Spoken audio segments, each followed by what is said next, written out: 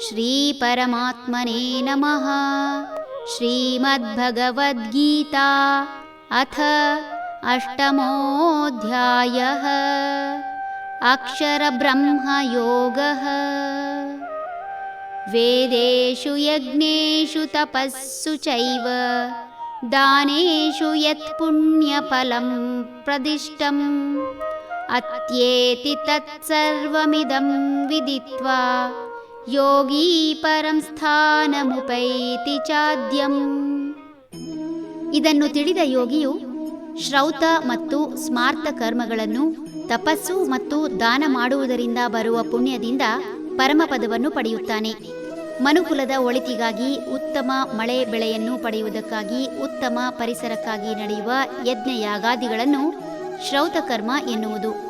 ಅಗ್ನಿಯನ್ನು ಪುರೋಹಿತ ಎನ್ನಲಾಗುತ್ತದೆ.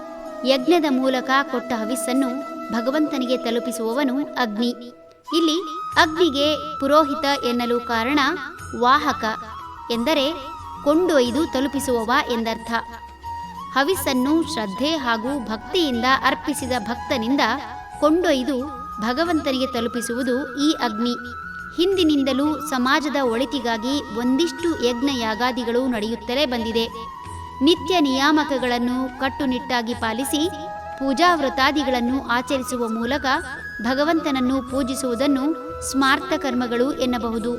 ಅಧಿಭೌತಿಕ, ಅಧಿದೈವಿಕ ಹಾಗೂ ಆಧ್ಯಾತ್ಮಿಕ ತಾಪವನ್ನು ಕಡಿಮೆ ಮಾಡಿಕೊಂಡು ಸಮತ್ವವನ್ನು ಪಡೆಯಲು ಸದಾ ಧ್ಯಾನ ನಿರತರಾದ ತಪಸ್ವಿಗಳು ಮತ್ತು ದಾನದ ಮೂಲಕ ಪುಣ್ಯ ಸಂಪಾದಿಸಿದವರು, ಹೀಗೆ ಎಲ್ಲರೂ ಪರಮಪದವನ್ನು ಸೇರುತ್ತಾರೆ. ಹರಿ ಓಂ ತತ್ಸತ್. ಇತಿ ಶ್ರೀಮದ್ಭಗವದ್ಗೀತಾಸು ಉಪನಿಷತ್ಸು ಬ್ರಹ್ಮವಿದ್ಯಾಯಾಂ ಯೋಗಶಾಸ್ತ್ರೇ ಶ್ರೀಕೃಷ್ಣಾರ್ಜುನ ಸಂವಾದೇ ಅಕ್ಷರಬ್ರಹ್ಮಯೋಗಃ ಅಷ್ಟಮೋऽಧ್ಯಾಯಃ. ಶ್ರೀಕೃಷ್ಣಾರ್ಪಣಮಸ್ತು.